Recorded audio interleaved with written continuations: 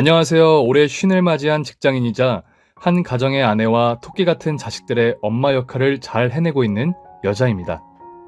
나이 한 살을 더 먹으니 지난 날을 되돌아보는 여유가 생겼는지 과거가 문득 떠오르고 있는 요즘인데요.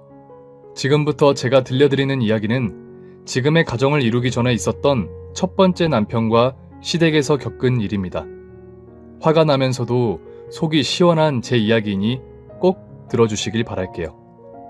너무나도 가난한 집안에서 태어난 저는 국민학교를 졸업하고 중학교 2학년 때 자퇴를 해야 했습니다. 요즘 세상에 중학교도 안 나오는 사람이 어딨나 싶으시겠지만 그 당시 저희 집은 그만큼 너무나 가난했습니다. 그리고 저는 새벽부터 신문과 우유를 배달하고 낮에는 전단지 알바를 하며 집안 살림에 보탬을 들였어요. 그렇게 청소년 시기를 지내고 나서 취직을 하려고 여기저기 공장 자리를 알아봤어요. 그런데 그 많은 공장들은 하나같이 중학교 졸업장 정도는 있어야 한다며 저를 받아주지 않았답니다.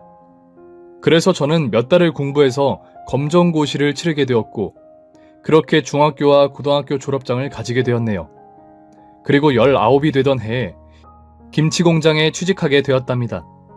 매일 일만 하며 5년의 세월을 보내서 가난의 굴레를 벗어날 줄 알았는데 거의 제자리였네요. 20대 중반이 되자 저희 집안에서는 직장도 있겠다, 나이도 찾겠다 하며 결혼 이야기를 꺼냈어요. 며칠 뒤 저는 제 의사와 상관없이 엄마가 마련해주는 선자리에 억지로 나가게 되었답니다. 엄마의 성화 때문에 여러 번 선을 봤지만 제 마음에 드는 남자는 단 한 명도 없었어요. 그러자 엄마는 매일같이 저에게 볼멘 소리를 하셨습니다. 정화야, 넌 눈이 그렇게 높아서 시집을 어떻게 갈래? 지난달에 선봤던 우체부 말이야. 다른 여자랑 선봐서 다음 달에 결혼한단다. 네가 그 남자한테 시집 갔으면 얼마나 좋았겠니? 앞으로 그보다 좋은 조건인 남자가 쉽게 나타날 것 같으냐? 엄마, 그 남자 뚱뚱하고 못생겨서 싫다고 했잖아. 아무리 빨리 시집 보내고 싶어도 그렇지 그런 남자를 나한테 갖다 붙여? 얘가 뭘 모르네. 남자 인물 볼 거 하나도 없어. 불 끄면 다 똑같단 말이야. 너 인물 보고 결혼한 이 엄마 꼴을 봐라. 평생을 고생하고 사는 거 안 보이니? 너만큼은 나처럼 고생시키지 않으려고 허구한 날 선자리 알아보러 다니는 엄마가 불쌍하지도 않니? 하지만 저는 결혼만큼은 제가 하고 싶은 남자와 하고 싶었어요. 머지않아 멋지고 착한 남자가 제 앞에 운명처럼 나타날 거라고 믿었죠. 그래서 엄마가 주선해주는 그저 그런 남자들과는 한 번의 만남이 전부였고 인연이 될 사람을 기다리고 기다렸답니다. 그렇게 1년이 지나자 꿈에 그리던 남자를 만나게 되었어요. 친구들과 계곡으로 여름 휴가를 떠난 날이었는데 물놀이를 하다가 제 슬리퍼 한 짝이 벗겨져 떠내려가고 있었어요. 그때 어떤 남자가 헤엄을 쳐서 제 슬리퍼를 잡았고 저에게 다가와 미소를 지으며 슬리퍼 한 짝을 신겨주었답니다. 이거 떠내려갈 뻔했죠? 네, 너무 고마워요. 그 순간 제 친구들 무리와 그 남자의 무리가 서로 집중해서 보게 되었고 제 슬리퍼를 찾아준 남자가 다음 말을 이었어요. 저 고마우면 저희랑 같이 맥주 한잔 하실래요? 친구분들은 어떠세요? 뻔한 멘트였지만 저와 친구들은 기다렸다는 듯이 좋다고 대답했고 함께 낮술을 마시게 되었답니다. 여러 대화를 나누다가 서로의 직업을 이야기하게 되었는데 제 슬리퍼를 찾아준 남자의 직장이 우리나라에서 제일 큰 전자회사였어요. 거길 들어가려면 대학은 물론이고 백도 있어야 한다고 들었는데 그 남자가 거길 다닌다고 말하니까 더 마음에 들더라고요. 게다가 저와 사는 동네도 그리 멀지 않아 만나기도 수월할 것 같았답니다. 저희는 술자리를 한 지 2시간 만에 거나하게 취했고 그 남자 역시 볼이 빨갛게 올라와서 혀가 꼬인 듯 말했어요. 경화씨, 저 사실 아까 슬리퍼가 떠내려갈 때 경화씨가 제 운명의 여자라고 생각했어요. 경화씨가 신데렐라고 제가 왕자라고 확신했죠. 그래서 경화씨의 슬리퍼를 놓치지 않은 거죠. 그래서 말인데 우리 사귀어보는 게 어떨까요? 물론 저도 마음속으로는 당연히 좋았지만 여자가 너무 쉽게 마음을 내주면 안 될 것 같아 한 번은 튕겼어요. 진식씨, 저는 사람을 한 번 보고 선택하지 않아요. 진식씨가 좋은 사람인지 확신이 들어야 제 마음이 열리지 않겠어요? 그러자 그는 알겠어요. 앞으로 제가 최선을 다해 사랑을 바칠 테니 두고 보세요. 그리고 마음이 열리면 저와 결혼까지 하셔야 됩니다. 라고 용기 있게 고백을 했답니다. 덕분에 제 친구들은 저를 부러워하며 저런 남자를 만나는 건 하늘의 별 따기라고 말하며 무조건 잡으라고 조언해 주었답니다. 며칠 뒤 진식 씨는 제가 일하는 김치 공장 앞까지 찾아왔고 몇 번의 데이트를 하면서 그 남자의 진심을 느끼게 되었어요. 그렇게 연인이 된 저희는 매일 퇴근하면 작게나마 데이트를 하고 일요일에는 나들이를 다니며 사랑을 키워나갔습니다. 그러던 어느 날 진식 씨가 저에게 경아야, 이렇게 매일 만나러 나오는 것도 이젠 힘들다. 그러니까 우리 결혼하자. 라고 청혼을 하는 거예요. 비록 반지도 없고 낭만적이지는 않았지만 그 사람의 진심이 보여서 단번에 승낙했어요. 그리고 일주일 뒤 저는 예비 시부모님을 만나게 되었답니다. 다행히 밝은 미소로 맞아주셨어요. 제가 온다고 정성스럽게 음식을 준비해 주셨는데 정말이지 꿀맛 나는 식사였답니다. 시부모님의 웃음도 끊이지 않아서 더할 나위 없어 보였죠. 이윽고 식사가 끝나고 커피를 마시며 본격적인 호구조사가 시작되었습니다. 시아버지는 가만히 듣고만 계셨고 시어머니만 저에게 따발총을 쏘듯이 많은 질문들을 쏟아내셨어요. 경아씨, 아버지는 회사 어디 다니시니? 엄마는 뭐 하시고? 경아씨 대학은 어디 나왔어? 저는 시어머니의 질문 공세에 당황했지만 뭐부터 대답해야 할지 머릿속으로 정리하고 말문을 열었습니다. 네, 저희 아빠는 이불 공장에서 일하시고요. 엄마는 방앗간에서 일하세요. 그리고 저는 국민학교까지 다니고 검정고시로 중학교, 고등학교 졸업장을 따냈어요. 제 대답에 시어머니는 기가 막히셨는지 입을 벌리고 한참 동안 제 눈을 쏘아보셨어요. 뭐라고? 국졸이라고? 부모님은 이불 공장의 방앗간? 시어머니는 한숨을 길게 쉬고는 진식 씨를 향해 야 이놈아, 어디 여자가 없어서 이런 못 배우고 가난한 애를 데리고 와? 내가 널 어떻게 키웠는데 기가 찬다, 어? 뭐? 국졸이라고? 이 물건 당장 내보내! 라고 언성을 높이셨습니다. 저는 갑자기 화를 내는 시어머니를 보고 겁을 집어삼켰고 고개를 떨구고 꿀먹은 벙어리가 되었어요. 게다가 저를 세상에서 제일 사랑한다는 진식 씨 또한 아무 말도 하지 못하고 시어머니께 욕만 잔뜩 먹고 저와 밖으로 나왔답니다. 알고 보니 진식 씨는 시부모님께 저에 대한 정보를 하나도 알리지 않았대요. 제가 그렇게 창피하고 부끄럽냐고 물었더니 그게 아니라 우리 엄마가 좀 극성이어서 미리 말하지 않았어. 괜히 네 학벌이랑 직업, 집안 이야기를 미리 말했다면 경아 너를 만나시지도 않았을 거야. 라고 말하는 거예요. 그냥 미리 말하지 그랬어. 그럼 조금 전 같은 상황은 벌어지지 않았을 거 아니야. 길게 말할 거 없어. 어머님이 저렇게 싫어하시는데 어떻게 결혼을 하겠어. 우리 여기까지 하자. 그렇게 홧김에 헤어지자고 말하자 진식 씨는 경아야, 부모님을 어떻게든 설득할 테니 조금만 기다려줘. 며칠 안으로 내가 허락을 받을게. 라며 사정을 하는 거예요. 이에 저는 마음이 약해지기도 했고 그 사람과 헤어질 자신이 없어서 고개를 끄덕이고 말았답니다. 그래서 전 진식 씨가 결혼 승낙을 받을 때까지 만나지 않고 기다렸어요. 하지만 일주일이 지나고 열흘이 지나도 그이는 아무런 연락이 없었습니다. 아무래도 시어머니의 마음을 열지 못한 것 같았죠. 결국 저는 진식 씨와 이별을 결심했고 마음 정리를 하고 있었어요. 그런데 예상치 못한 일이 저에게 벌어졌습니다. 제가 속이 너무 울렁거려서 내과에 찾아갔더니 의사 선생님이 산부인과로 가보라고 하셔서 크게 놀랐어요.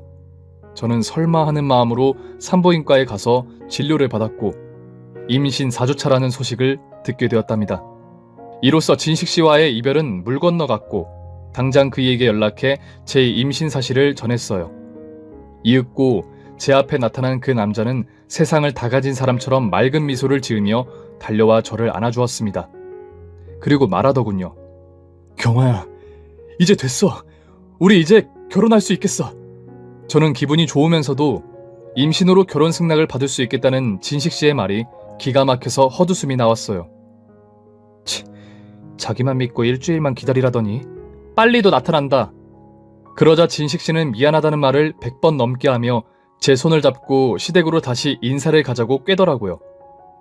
저는 지난번처럼 수모를 당할까봐 겁나서 못 가겠다고 했더니 그이가 다 막아줄 테니 걱정 말라고 용기 있게 말하며 저를 시댁으로 데려갔습니다. 이번엔 진식 씨가 미리 말해두었는지 시부모님은 저를 보고 화를 내시진 않았어요. 다만 표정이 너무 어두워서 무슨 말을 해야 할지 엄두가 나지 않더라고요. 잠시 후 시어머니가 마른 입술을 떼며 조용히 읊조리셨습니다. 너 임신했다고? 그게 정말이니? 네, 어머님. 제 대답에 시부모님은 나란히 한숨을 하며 연거푸 내쉬었고 한동안 아무 말씀을 하지 않으셨어요.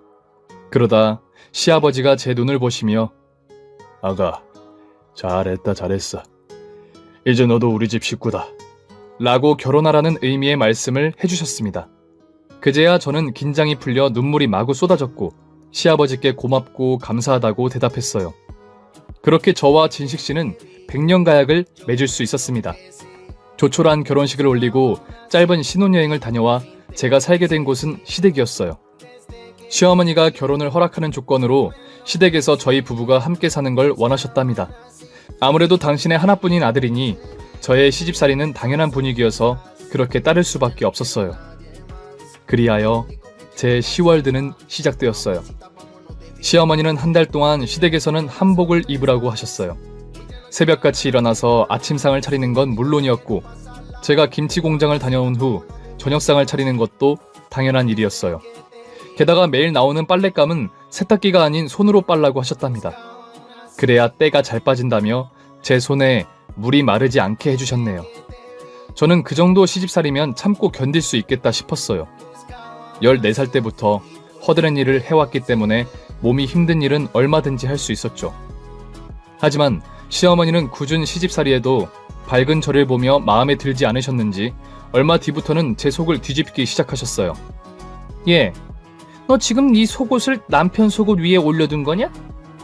내 눈이 잘못된 게 아니지? 그때까지만 해도 저는 그게 잘못된 일인지 몰랐습니다. 무식한 국졸 아니랄까봐 하는 행동에서 무식이 줄줄 흐르네. 내 아들이 너보다 아랫사람이니? 어디 서방 속옷을 밑에 깔고 있어? 죄송합니다, 어머님. 제가 무지해서 몰랐어요. 앞으로 절대 남편 옷 위에 제 옷을 올리지 않을게요. 그날은 제 사과로 무사히 넘어갔지만 시어머니의 교육은 이제 겨우 시작 단계였어요. 이튿날 새벽에 아침상을 차리고 시부모님과 남편을 부르고 밥상 앞에 앉았습니다. 그러자 시어머니는 처음 반찬을 가지고 시비를 거셨어요. 이거 어제 저녁에 먹은 나물무침 아니냐? 얘가 지금 밥상을 편하게 차리려고 머리를 쓰는 게냐? 아니면 국졸이라 무식해서 몰라서 똑같은 밥상을 차린 게냐? 네? 그게 어제 먹었던 반찬을 또 내놓으면 안 되는 건가요, 어머님? 저는 정말 궁금해서 그렇게 여쭈었습니다. 그러자 시어머니가 밥숟가락을 바닥에 내리치면서 너는 잘난 남편 만나서 시집왔으면 제대로 며느리 노릇을 해야 할 거 아니야? 역시나 무식해서 밥상 차리는 것도 일일이 가르쳐줘야 하는 거냐? 당장 반찬 다시 만들고 밥상 다시 차려라. 라고 하시며 시어머니는 한 번도 같은 반찬을 내며 밥상을 차린 적이 없다고 하셨습니다. 이에 저는 어쩔 수 없이 새로 반찬을 만들어야 했고 시부모님과 남편이 식사를 마친 후에 설거지까지 다 하고 공장에 지각을 하고 말았어요. 그런 생활은 지속되었고 저는 적응을 하며 시어머니께 모두 맞춰드렸습니다. 그리고 얼마 뒤 월급날이 다가왔어요. 저는 시댁에 와서 받는 첫 월급이니 시부모님 용돈과 사장님이 애썼다고 직원들에게 나눠주신 김치를 가지고 퇴근을 했어요. 그리고 기쁜 마음으로 시어머니께 용돈과 김치를 선물했습니다. 잠시 후 시어머니는 봉투를 살짝 벌려 금액을 확인하시고 하시며 혀를 차셨고 제가 드린 김치를 저에게 밀었습니다. 꼴랑 10만 원이 뭐냐? 나가서 돈 번다고 시집살이를 제대로 하는 것도 아니면 용돈이라도 두둑이 넣어야 할 거 아니야. 그리고 공장에서 만든 싸구려 썩어 빠진 김치는 못하러 가져왔어? 우리 집은 직접 담근 김치 아니면 젓가락을 대지도 않는다고. 그러니까 이거 갖다 버리든지 네 친정집에 갖다 주든지 해라. 칭찬을 받을 줄 알았던 저는 무시를 당하며 김치를 돌려받았고 월급 봉투에서 돈 10만 원을 더 꺼내 시어머니께 드렸답니다. 저는 시어머니 덕분에 매일 자존감이 낮아져 시무룩하게 있는 날이 덜어 있었는데 그럴 때마다 남편이 제 손을 잡아주며 미안하고 고맙다며 한마디씩 해주었어요. 그럼 단순한 저는 다시 힘을 내서 더 잘해야겠다는 생각을 가졌답니다. 그러던 어느 날이었어요. 방앗간에서 일하시는 친정엄마가 오토바이를 타고 떡 배달을 가시다가 승용차와 세게 부딪히는 큰 사고가 났다는 연락이 왔습니다. 그날이 일요일 오후였는데 제가 집안 청소를 하는 중에 시어머니가 전화를 받고 알려주셨답니다. 예, 네 엄마 교통사고 났단다. 심하게 다치진 않았으니 걱정 말라신다. 별일 아닌 것처럼 말씀하시는 시어머니와 달리 저는 너무 놀라서 어느 병원이래요? 얼마나 다치셨는데요? 안 되겠어요. 저 지금 당장 가봐야겠어요. 하고 나갈 채비를 하고 있는데 시어머니가 얘는 왜 이리 호들갑이야? 누가 죽었어? 가벼운 접촉사고라니까. 네가 하던 일은 다 하고 나가. 라고 말씀하시며 저를 경악하게 만들었어요.